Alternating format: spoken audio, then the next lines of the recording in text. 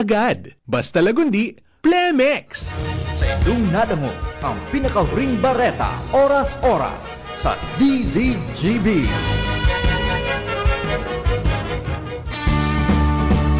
Kasama natin ang Diyos, di ako mangangamba, di ako mababalisa.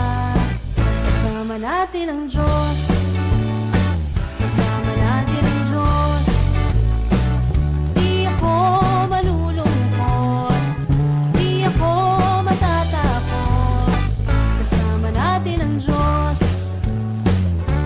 Okay, Diyos Maray na Aldaw, sendo kabos mga tugang. Welcome na naman po sa programang Maray na Hapon with Father Butch Bombase, OP, ngunyan na Aldaw ning Webes, petsa 16 kang bulan ning Oktubre 2025, mga tugang. Ini po sa long tape as live sa mga susunod na Aldaw si Father Butch Bombase, OP po. Kay ba ako ang mga Dominican priests ay may importante po kaming gagawin, ano? Kaya nga almost 3 weeks din po ako mawawala, kaya nag-record na po ako, ano?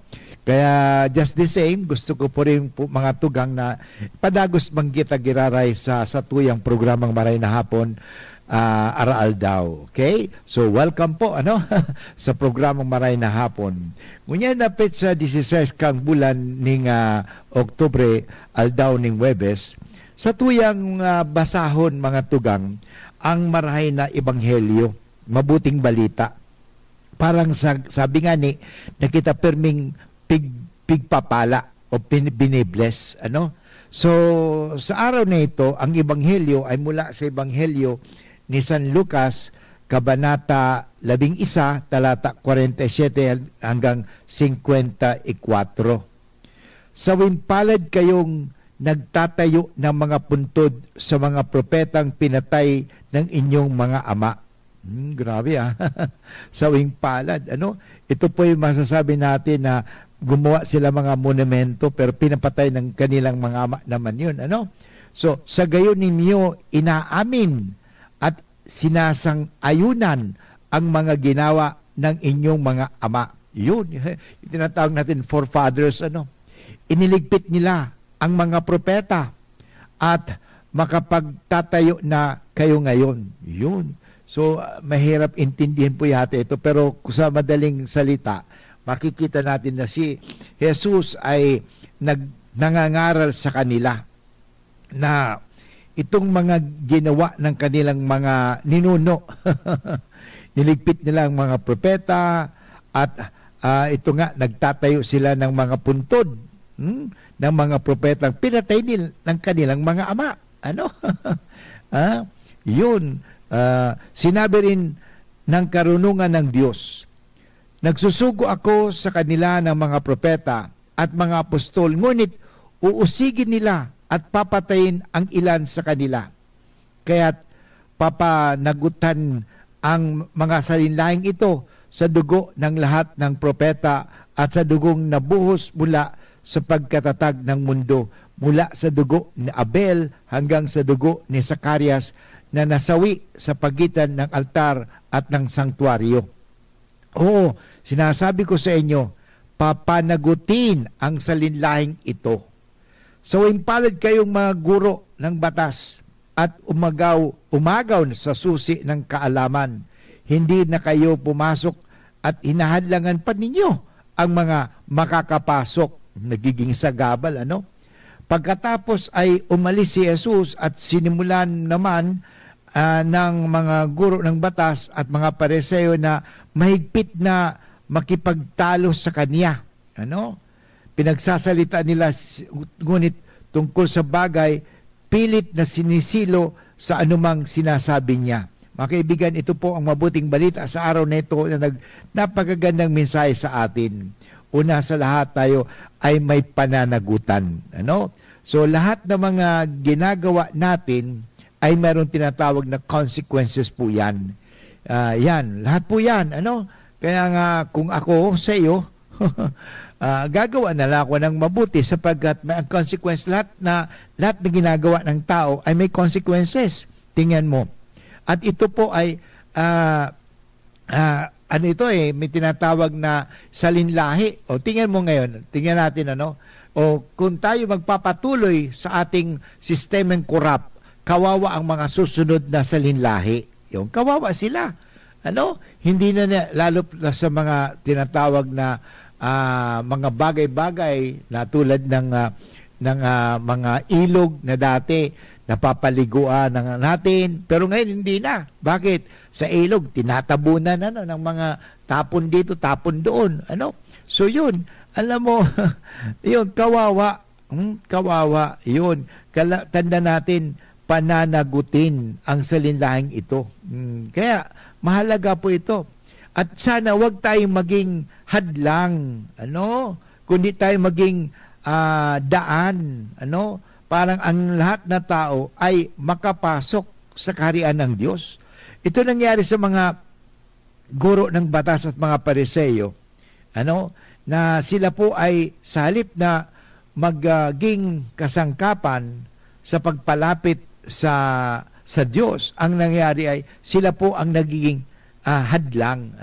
Kaya matanong natin, tayo po ba ay nagiging hadlang sa mga tao na sa halip na sila'y lumapit sa Diyos dahil sa ating mga kayabangan o dahil sa ating mga struktura o sistema, sila'y nahihirapan. Hindi po maganda ito. Kaya maganda itong mensahe sa araw nito ng Huwebes. Ang mensahe sa araw na ito, una, makikita natin na lahat tayo ay may pananagutan. May pananagutan. So sinasabi nga may accountability, may responsibility po tayong lahat. So lahat po yan. At tandaan po natin na ang ginagawa natin ay hindi lang para sa atin. May consequences Halimbawa, isang pamilya na masasabi natin niloko yung kanyang tatay, naging lasinggero, naging drug addict pa, o naglustay ng pera sa ganyang mga bisyo, o naghirap yung pamilya. Bakit? Dahil sa kasalanan ng tatay. O ganun po nangyayari sa atin ngayon Kung tayo ay hindi magiging maingat, kawawa ang mga susunod na henerasyon. Kaya tayo, sabi nga, tayo dapat ay maging builders. O bridge builders, pwede rin po yun. O road builders. Yun ang mahalaga, na tayo ay maging daan sa mga tao, parang sila'y makapasok sa kaharian ng langit. Alam mo, tayong lahat ay makasalanan. Totoo yan. Tayo may kasalanan. Pero hanggang tayo binibigyan ng buhay, tayo ay binibigyan ng pagkakataon. At hindi natin maialis na maraming tao sa panahon ngayon ang nagiging makasarili at mapagkamkam ng kapangyarihan na kung minsan kapag naabot na nila ang tagumpay, tila bagay na wala na ang Diyos sa kanilang buhay. Yan, nawala na kasi ang Diyos na sa kanila ay pera, ang katangiyagan, kapangyarihan. So talagang kinakalimutan na nila ang Diyos. So yun. Pero tanda natin kahit na nasa iyo na lahat ng pera ng mundo, hindi po pa rin madadala yan pag ikaw namatay. Hindi mo pa rin madadala yan. Pero may sabi nga dito na may mga tao ngayon na mayaman na, sige pa ng sige, parang thrill na lang po ito Alam mo, ang tawag natin yan, sakit po yan. May sakit po siya. Kung mayroong tinatawag natin drug addiction, mayroon silang power addiction, wealth addiction, parang maghawak lang, parang ganun. Pero wala na sa kanilang kahulugan. Yan ang nawawala. Pag nawala po ang kahulugan ng anumang bagay, ay nawawala na po yan. Parang naging, sabi nga, routinary na lang yan. At eventually, ang sasabihin ko sa inyo mga tugang, mawawala din ang Diyos sa iyong buhay. Kasi ang bibigyan mo na ng halaga, ang standard mo na ngayon, ay yung tungkol sa mundong ito. Kung ano ang sinasabi sa mundo, yun ang gagawin mo. Kaya mahalaga sa buhay natin bilang mga tao na tayo ay may kinikilalang Diyos. Yan po importante, may kinikilala pa rin tayong Diyos. Ano? Ang iba kasi, ang kinikilala nila ay ang Diyos na pera eh. Wala nang iba kundi Diyos na pera ang kanilang pinaglilingkuran. Wala nang iba kundi kapangyarihan. Yun ang problema mga tugang. Pag ang kapangyarihan, ang kamunduhan, ang lahat ng bagay na yan, ay yan na lahat talagang magiging magulo ang buhay.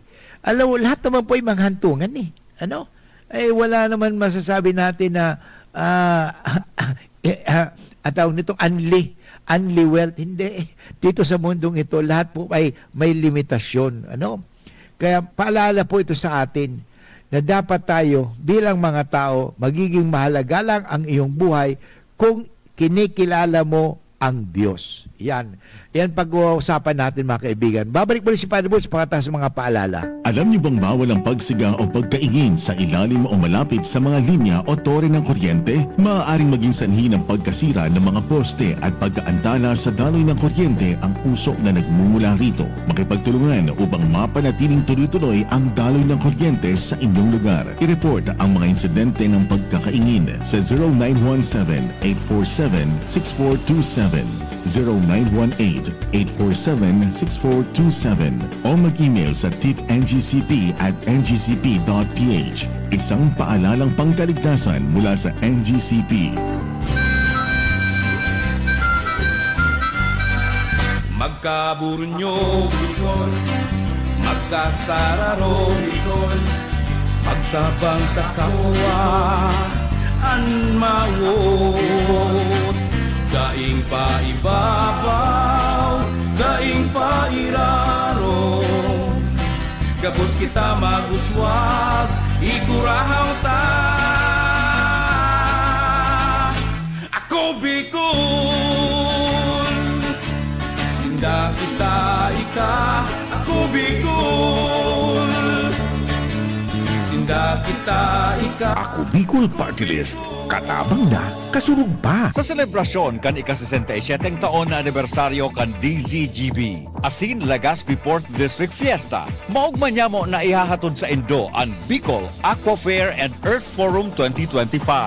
Ini may temang Building Resilience, Sustainable Practice in Agriculture, Environment, Tourism and Health.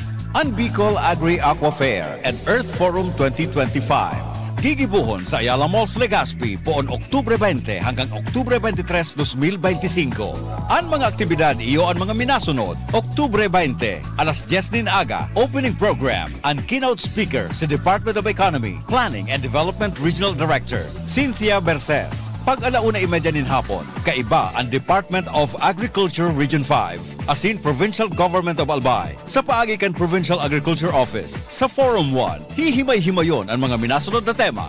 Department of Agriculture Current Programs, Agriculture Situationer with emphasis on food security, empowering communities through organic and eco-friendly farming approaches, Blue Future, empowering young generation to engage in aquaculture industry for sustainable tomorrow. Oktubre 21, alauna nin hapon, Forum 2, Responsible Quarrying, Bambuhay, Sagip Kalikasan, asin susundan kan Orolay manungod sa Albay Biosphere Reserve, kaiba ang Albay Provincial Tourism and Cultural Office. Oktubre 22, alauna nin hapon, Forum 3, tema manungod sa Cancer Awareness Month, kaiba ang City Health Office kan Legazpi, mantang sa indong madadangog ang sharing nin sarong cancer survivor na taga Legazpi. E-Consulta and Yakap Caravan kan PhilHealth, Zero Billings Program, kaiba ang Department of Health, asin Assistance to Individual in Crisis Situation o AICS Program kan DSWD. Oktubre 23, alauna nin hapon, handog pasasalamat kan DZGB sa ika-67 founding anniversary. Maantabayanan ang maugmang programa para sa mga seniors asin para sa gabos na mga taga-suporta kan DZGB.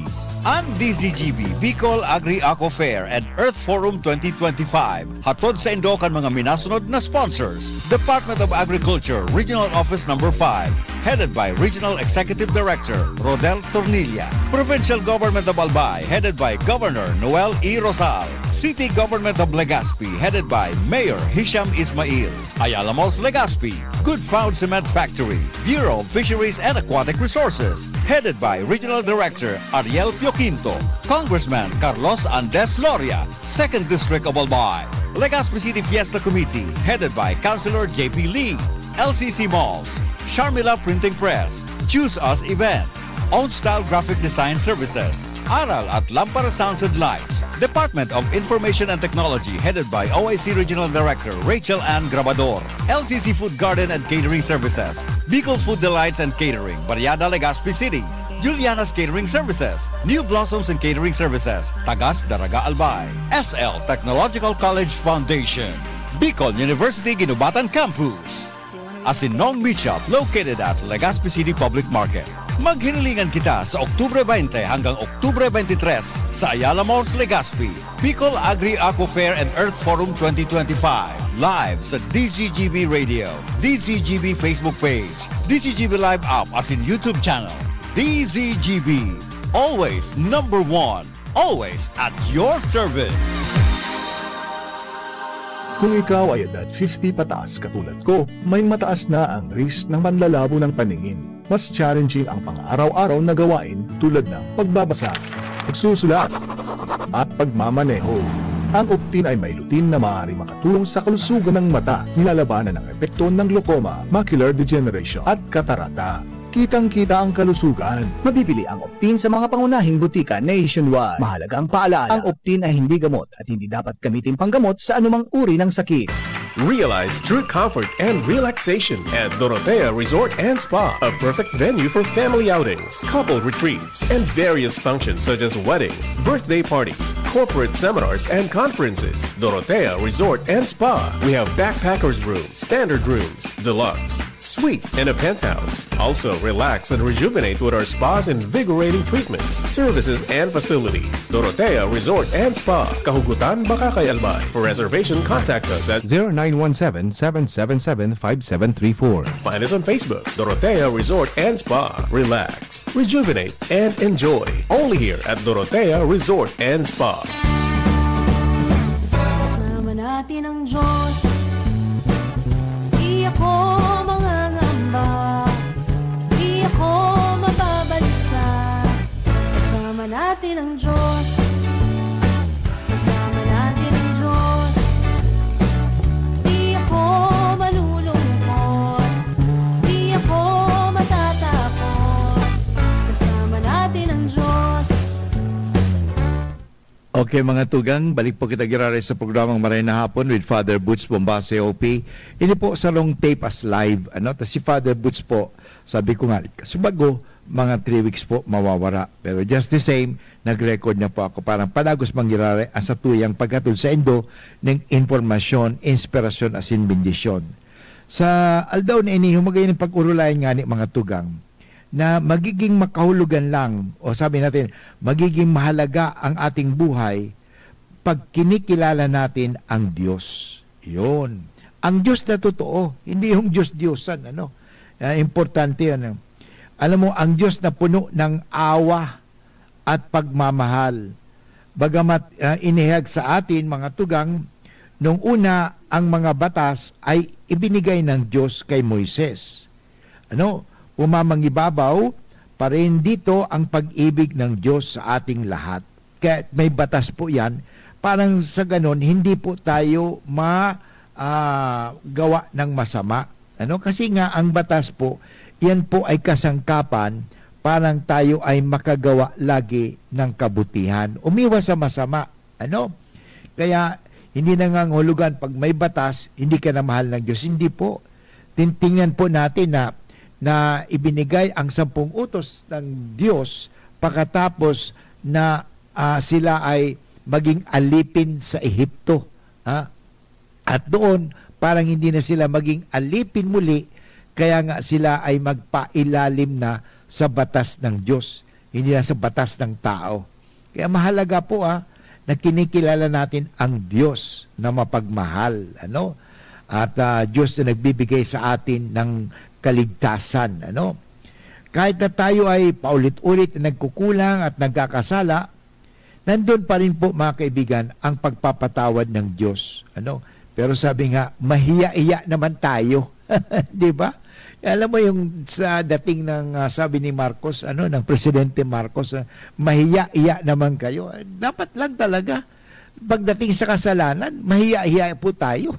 Hindi po dapat natin ipagmalaki ang kasalanan, ang pagnanakaw, pagdarambong, ang pag-api, o ang pagpatay, ang pangangalunya, ang mga kasalanan, ay hindi dapat natin ipagmalaki. Dapat natin ikahiya po ngayon. Kaya nga, kahit na ang Diyos ay mapagpatawad, kahit na tayo ulit-ulit tayo nagkakasala, pinatawad pa rin tayo ng Diyos, pero mga kaibigan, sana, sabi nga ni, parang hindi tayo maging sawing palad, gawin natin naman ang ating mga tungkulin. Sabi nga, kooperasyon. Yan po ay mahalaga. Yan. Ang ating mga misyonero ay nagpapumilit abutin ang mga malayong lugar alang-alang sa pananampalataya at makabagong propeta na nagpapahayag ng katotohanan, mahal tayo ng Diyos. Yan po ang katotohanan, mahal tayo ng Diyos. Yan. Kaya nga, kailangan po natin ang mga tagapahayag ng katotohanan, ang mga misyonero, ang mga propeta, makabagong propeta, yung pong nagsasabi sa atin that we have to denounce injustice and announce justice. Na mahalaga po maunawaan natin ang kagandahan ng ating pananampalataya. Matagal nang sinubok ng panahon, subalit matibay pa rin nakatayo. Yun. Sa totoo mga tugang ating pananampalataya, di ba? Gusto nang sirain, akala nila masisira nila ang aral ni Kristo. Pinatay nila ang mga Kristiyano. Tingnan natin sa Roma. The first 300 years of Christianity were years of blood, persecution. Pero alam mo mga tugang, hindi nawala, hindi natinag ang ating simbahan, o ang ating pananampalataya. Sabi nga, yung blood of the martyrs became the seed of Christianity. Lalo pang dumami. At kung makikita nga natin kahit dito ngayon sa panahon na diyan sa Vietnam, kahit persecuted sila, pero ang dami pang mga Katoliko, mga Dominicans lang, ang dami doon So yun po mga katugang, napakaganda po na ipagpatuloy natin ang pagpapahayag ng katotohanan at tayo maging kasangkapan ng pananampalataya. Kaya totoo naman po mga tugang, kahit sinubok ng panahon nito, matibay pa rin na nakatayo ang ating pananampalataya, ang ating simbahan. So napakagandang isipin at lasapin kung ang daigdig natin ngayon ay puno ng pagbibigayan, unawaan at pakumbabaan. Ito'y magiging larawan ni Kristo na paulit-ulit na pinanawagan sa mga tao. Kasi gusto ni Kristo talaga naman magkaroon tayo ng kapayapaan, magkaroon tayong pagbibigayan, unawaan, at lalong-lalo kapakumbabaan. Yan naman talaga ang daan patungo sa magandang kinabukasan, na tayo ay nagkakaroon ng ugaling pagbibigayan, hindi yung saka yung ugaling pagdadamayan, yun. Mahalaga po ito. Yan ang itunuturo ni Kristo sa atin. Kaya sa diwang ngayong sinabi na sinodal, mahalaga itong sinodal church mahalaga para sa atin. Hindi lang para sa isang tao o ilang tao ang nag-iisip para sa ikabubuti ng sambayanan. Kailangan pala ang pagtutulungan, hindi lang sa gawain kundi sa pagdidesisyon na sama-sama. Yan naman talaga yung mahalaga. Kaya nga, ito po ang mensahe sa araw natin, sa araw na ito ng Huwebes, na tayo ay una may pananagutan. May pananagutan tayo sa ating mga gawain. At isipin natin lagi ang kapakanan, hindi lang ng kapakanan natin, kundi kapakanan ng ibang mga susunod pa sa atin. Kasi hindi lamang tayo lang ang nabubuhay dito sa mundo eh. Ang problema kasi, akala mo, ikaw lang ang nabubuhay dito sa mundo. Naalala ko tuloy yung kwento. Mayroong kwento kasi may mga taga-city o taga-lungsod na pumunta sa bundok. Eh, siyempre may guide sila na native. So, pagpunta nila sa bundok, nakakita sila ng maraming prutas. Bayabas, atis, ang dami mga prutas noon. Pagkatapos may santol. Tapos ang ginawa nila ay sabi nila, kunin natin lahat 'yan. Sabi ng native, wag naman. Kunin mo lang yung makakain mo. Itira mo na, magtira ka naman sa mga dadaan pa. Yun. Kasi minsan nangyari sa atin, akala mo ikaw lang ang manglalakbay dito sa mundo. May marami pang magdadaan. Dadaan pa rin yung ibang tao. Bakit? Ikaw lang ba ang sulong tao dito sa mundong ito? Hindi pa. Kaya nga, ang leksyon dun mga tugang, na yung mga susunod na salinlahi ay atin din na paghandaan. Kasi kawawa sila eh. Ulitin ko nga mga kaibigan, ako nung bata pa ako, nag-enjoy kami maligo sa mga ilog kasi malinis pang ilog noon eh. Pero ngayon, mga bata, paano maligo pa sila sa ilog? Nako, ang dumi-dumi. Hindi lang po yan. Ang hangin, sariwang-sariwa pa ang hangin noon. Ngayon, polluted na. Kaya nga dala ng climate change. At ito po, maganda po ang magkaroon ng pag-unlad o progress. Pero sana po, wag naman natin sirain ang ating kagubatan, wag naman natin sirain ang ating tinitirhan. Kasi this is our home. Earth is our home. Ayun, kung hindi natin alagaan ito, kawawa yung mga susunod. Kaya kawawa ang susunod. Kaya mga tugang, napakahalaga ito. Lahat tayo may pananagutan. Kasi papanagutin tayo sa bandang huli. Kaya sabi nga dito sinasabi ko sa inyo, papanagutin ang salinlaing ito. Tayo yun eh. Tayo ang mananagot eh. We have to be responsible, At ito na nga pang how to be responsible, alagaan natin. Yan ang mahalaga, ang hamon sa atin ngayon. Alagaan natin. Okay? Alagaan natin ang ating mundo, alagaan natin ang mga ibinibigay sa atin ng Diyos. Kasi kung hindi natin aalagaan ang mga bagay nito, masisira at mawawala. Okay? Anyway, babalik muli si Father Butch pagkatapos kan mga pagirumdum. Ang oras tabi mo niyan is 30 minutes after 1 o'clock. An oras hatod sa Indokang Optin Lutein Capsule. Alagaan ang paningin sa tulong ng Optin. Kitang-kita ang kalusugan ng mata. Plemex. Pag may ubo o hika, Plemex agad. Basta lagundi, Plemex. Artisan Joint Supplement. Bumabagal ang galaw dahil sa joint pain at arthritis. Mag-Artisan. Plemex for kids. Mommies, agapan agad ang ubo at plemang nakabara. Pambatang lagundi.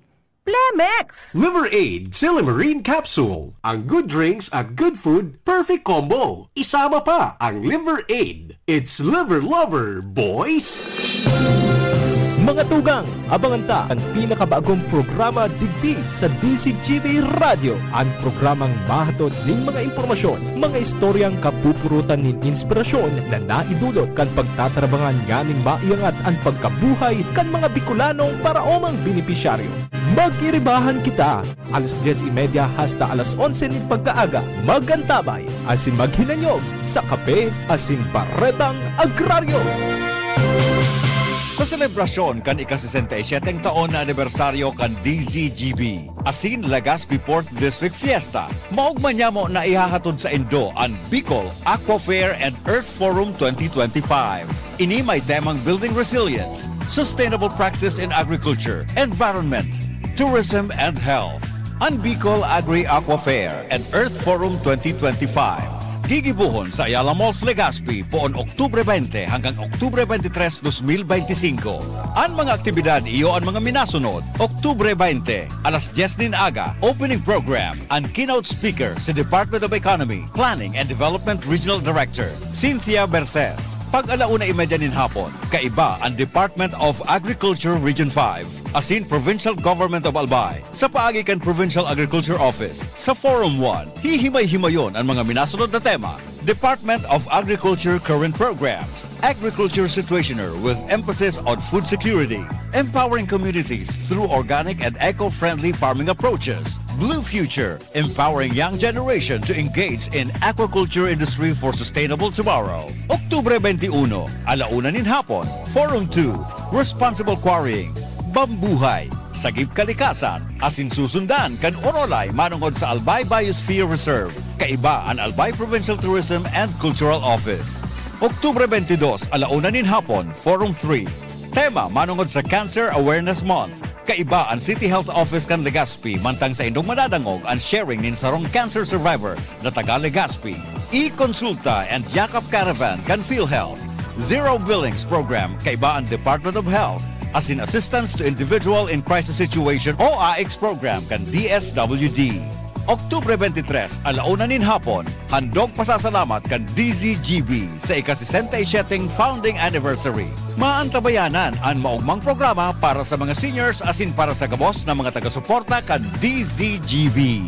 Ang DZGB, Bicol Agri-Aco Fair and Earth Forum 2025. Hatod sa indo kan mga minasunod na sponsors. Department of Agriculture, Regional Office No. 5, headed by Regional Executive Director Rodel Tornilla. Provincial Government of Albay, headed by Governor Noel E. Rosal. City Government of Legazpi, headed by Mayor Hisham Ismail. Ayala Malls Legazpi, Good Found Cement Factory. Bureau of Fisheries and Aquatic Resources, headed by Regional Director Ariel Pioquinto.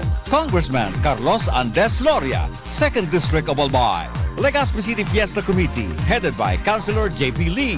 LCC Malls, Sharmila Printing Press, Choose Us Events, Own Style Graphic Design Services, Aral at Lampara Sounds and Lights, Department of Information and Technology, headed by OIC Regional Director Rachel Ann Grabador, LCC Food Garden and Catering Services, Bicol Food Delights and Catering, Barriada Legazpi City, Juliana's Catering Services, New Blossoms and Catering Services, Tagas Daraga Albay, SL Technological College Foundation, Bicol University Ginubatan Campus, Asinong Meat Shop located at Legazpi City Public Market. Maghinilingan kita sa Oktubre 20 hanggang Oktubre 23 sa Ayala Malls, Legazpi, Bicol Agri-Aco Fair and Earth Forum 2025. Live sa DZGB Radio, DZGB Facebook page, DZGB Live app as in YouTube channel. DZGB, always number one, always at your service.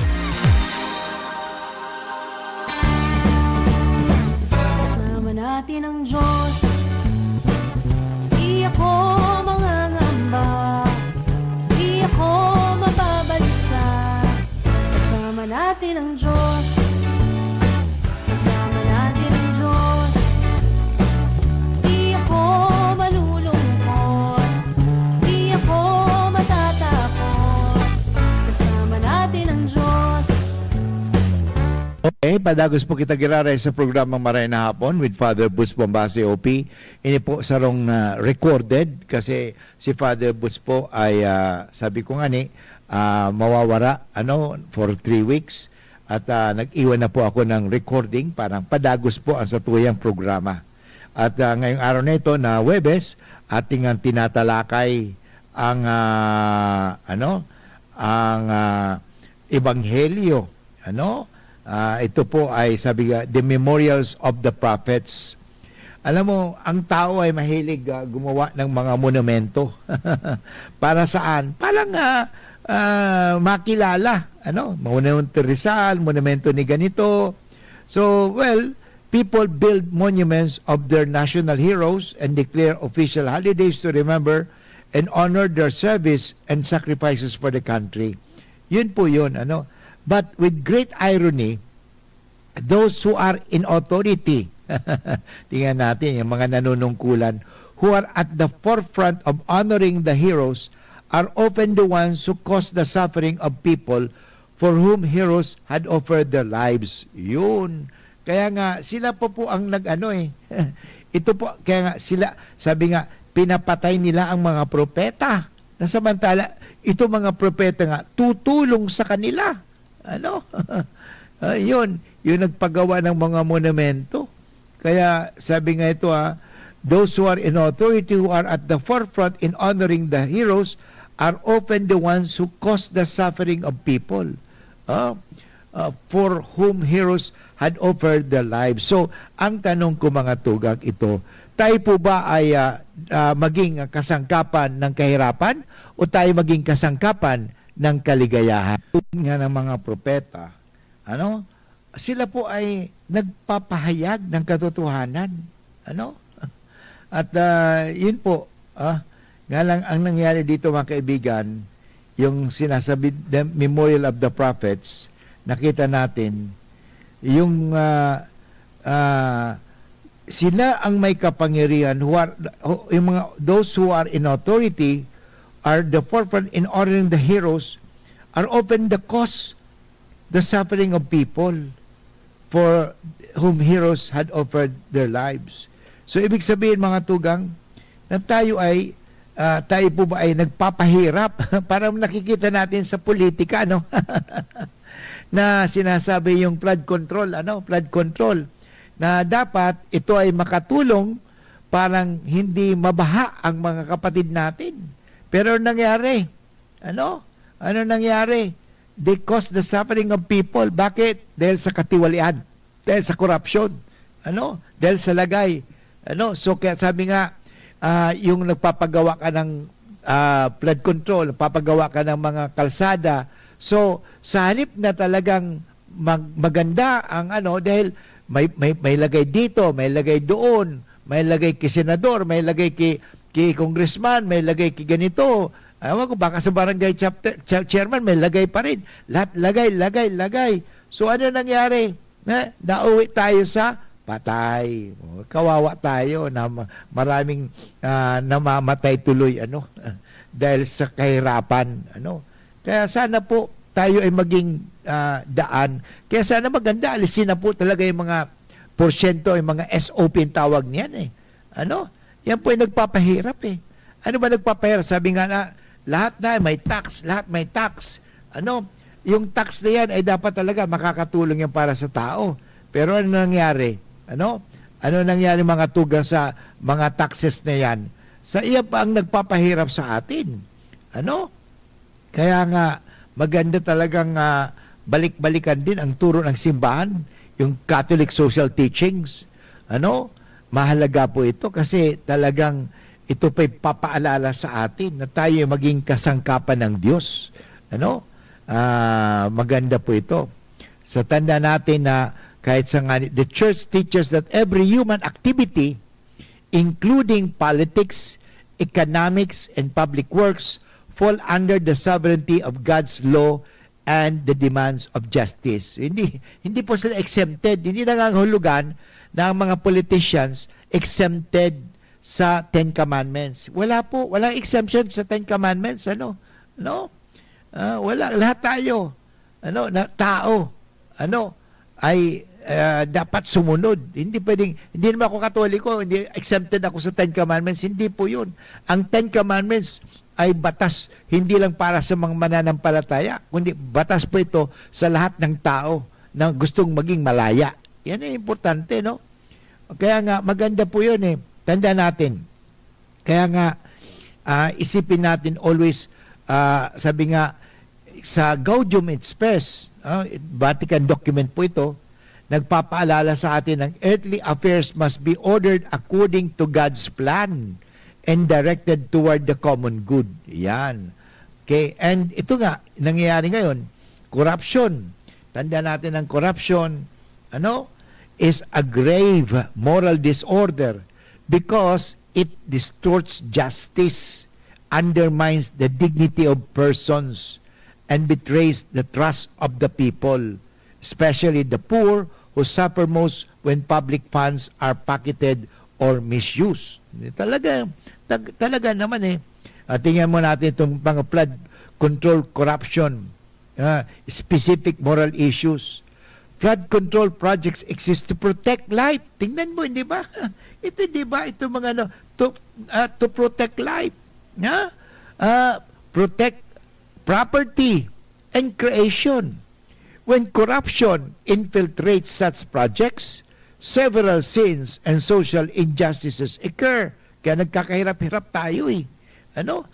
Yun, misuse of public funds. Yun, hindi tamang paggamit. Insertion. Bakit ka mag-i-insertion? Yan. Nagkabukingan na tuloy. Ano? Money intended to prevent disasters and safeguard communities is siphoned off. Yun. Ginamit sa ibang bagay. Ano? Sa luho ng mga opisyal. Ano? Living infrastructures substandard or unfinished. Kaya may mga ang ganda-ganda sa papel. Ano? Project ni ganito, ang ganda-ganda. Pero wala naman pala sa reality. Ano? Tingnan mo ang mga ang ating ang kalsada. Sa kalsada na lang tayo. Substandard eh. Bakit taon-taon ka na lang magre-repair ng kalsada? sa China, sinasabi, 100 years pa bago sila mag-repair. Bakit? Doon sa kalsada nila, may bakal. Ano? Kaya hindi basta kahit daanan mo ng tangke yun, daanan mo ng mabibigat na mga hindi mga sasakyan, hindi masisira kasi nga may bakal at hindi dinadaya sa atin nga yung tinatawag na mixla, daya talaga yung corruption po yun. Ang corruption po yan ang nagpapahirap sa buhay natin. Kaya nga alam mo, corruption constitutes theft, pagnanakaw from the people. Sabi po yan sa Catechism of the Catholic Church 2409. So at the same time, in danger ng buhay. At totoo talaga, ang corruption nakakasira ng buhay.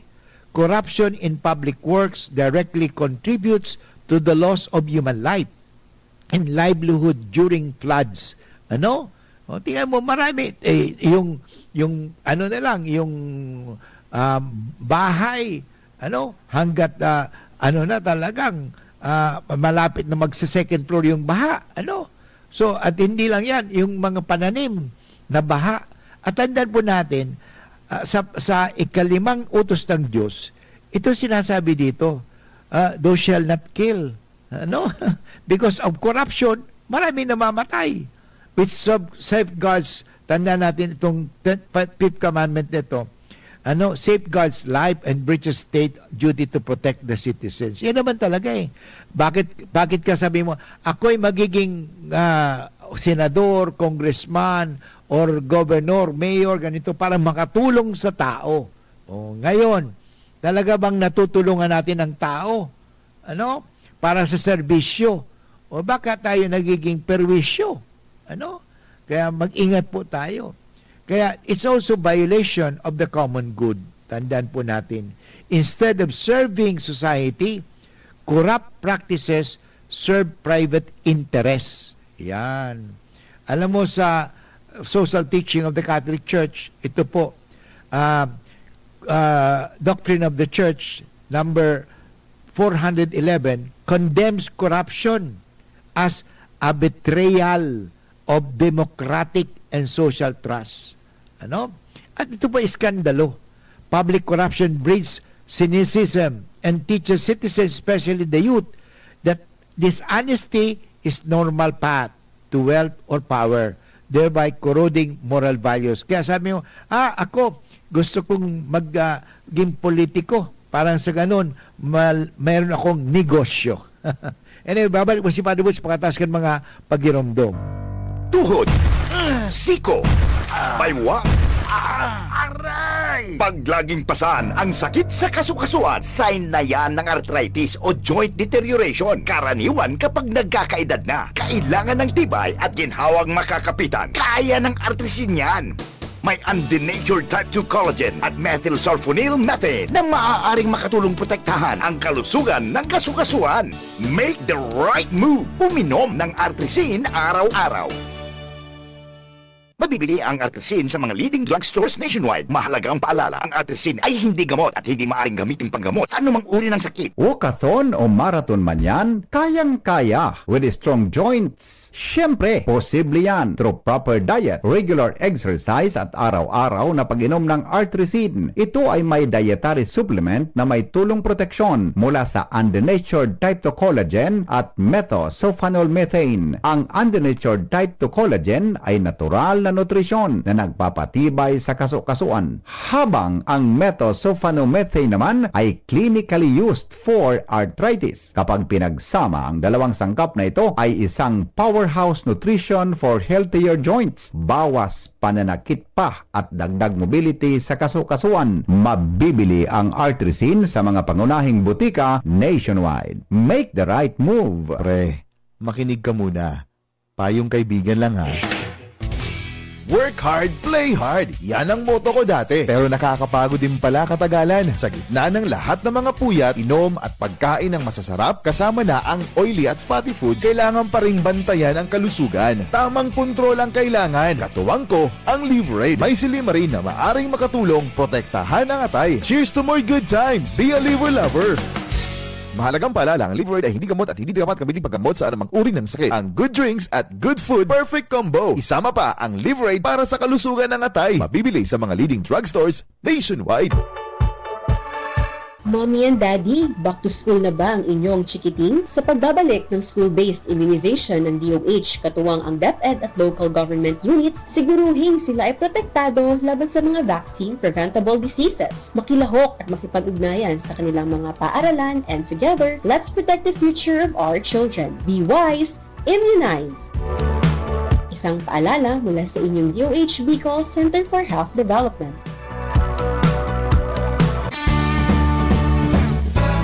natin ang Diyos. Di ako mangangamba, di ako mababalisa. Kasama natin ang Diyos. Kasama natin ang Diyos. Di ako malulungkot, di ako matatakot. Kasama natin ang Diyos. Okay, nasa huling bahagi na po tayo ng ating programa, Marahay na Hapon, at pinag-usapan pa rin natin ito na tayo maging kasangkapan ng kaunlaran, kapayapaan, at ng kabutihan kesa ng kahirapan. At isang nagpapahirap sa atin dito sa Pilipinas ay ang salitang corruption, corruption, Yan po ay talagang nakakasira. Ngayon, ano po ang tamang tugon sa mga nangyari sa atin ngayon? Ito ang panawagan. Dapat huwag tayong tumigil. Dapat tayong maging propeta. Patuloy tayong magpahayag. Tulad sa Ebanghelyo kanina, tayo patuloy na maging tagapagpahayag. Tulad ni Kristo. So ito po, the church calls both government and business leaders to, number 1, conversion of heart. Yung pagbabagong puso, na pagbabalik loob. Corruption is not only structural, but spiritual. It reflects disordered desires for wealth and power. So true reforms requires personal repentance and integrity. Yan po ang panawagan sa ating ngayon. Na tayo ay magkaroon ng conversion of heart. Pagbabago ng ating mga puso. Dapat nakatuon sa Diyos. Sabi ko kanina, di ba, bigyan natin halaga ang Diyos. Kilalanan natin ang Diyos. Okay? So number 2, transparency and accountability. Ito pong public office, tanda natin, is a public trust. Trust talaga ito. Bakit ka naluklok dyan? Kasi naniniwala ang tao. Kaya nga ikaw nahalal. Kasi naniniwala ang tao na poprotektahan mo ang mga tao sa paglilingkod mo. Sa common good, hindi sa self-interest. Kaya may accountability po yun. Public office is a public trust. Structures of auditing, kaya may auditor, hindi ba? Monitoring. And ito naman po, mga tugang, ang sa ating papel, yung citizen participation. are moral necessities. Hindi po ito optional bureaucratic burdens.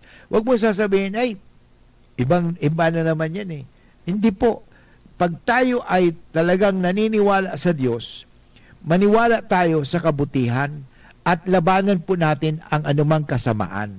Ano? Yan po, with transparency and accountability. Gusto ko lang may share sa mga tugang na sa akin, ako po, naging parish priest po ako sa UST Manila. Naging parish priest ako sa Manawag, Pangasinan.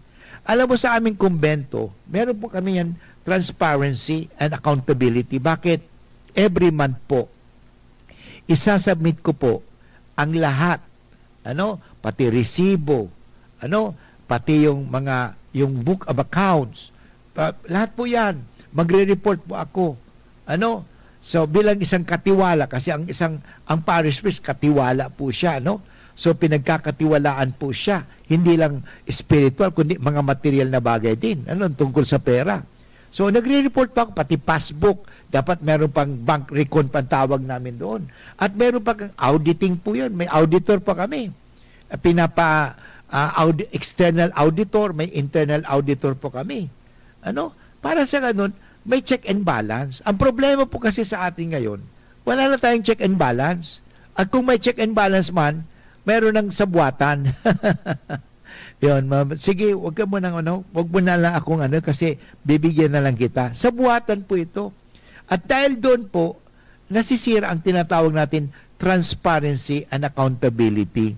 Importante po ito. Sa anuman, dati, di ba, kahit sa klase, meron tayong president, vice president, secretary, mayroong auditor pa, auditor, treasurer, ina-audit yung treasurer ng auditor. So maganda po talaga yan. Kaya bata pa, talagang magkaroon na tayo ng partisipasyon, bilang mga mamamayan. Kasi ang problema kasi, tayo kasi, mahilig na ng manisi. Pero anong ginagawa natin bilang mamamayan? O sino ba naghihirap nung pinagbili mo ang boto mo na dati naman talaga mandarambong, mandaraya, magnanakaw, pagkatapos ibinoto mo pa siya. Dahil bakit? Kasi nabigyan ka nabili ka, at nagmakaawa uli sa iyo. Sabi ang tanong, when will we ever learn? Yan tanong po kailangan po talaga tayo ng when will we ever learn? Kailan po talaga tayo matututo? At sana matuto na tayo ngayon. Ito ng pagkakataon, ulitin ko po, itong taong ito, this can be the worst of the time and also be the best of the time. Kung hindi tayo maninindigan sa katotohanan, sa katarungan, at sa kabutihan, o sa kalayaan, that would be the worst of the time. Pero kung maninindigan tayo mga propeta, tulad ni Kristo, tayo maninindigan, this could be the best of the time. Bakit? Nasugpo natin alam mo, pwede naman sugpuin ng corruption Kung nakayanan nga ng Singapore, zero corruption doon Dahil talagang pinaparusahan from top to bottom, bottom to top. Sa atin kasi dito, ang napaparusahan yung bottom, yung mga maliliit. Kahit sa drug addiction, yung mga sa drugs, sino ba napaparusahan lang? Sino ba nakukulong? Yung mga drug addict lang.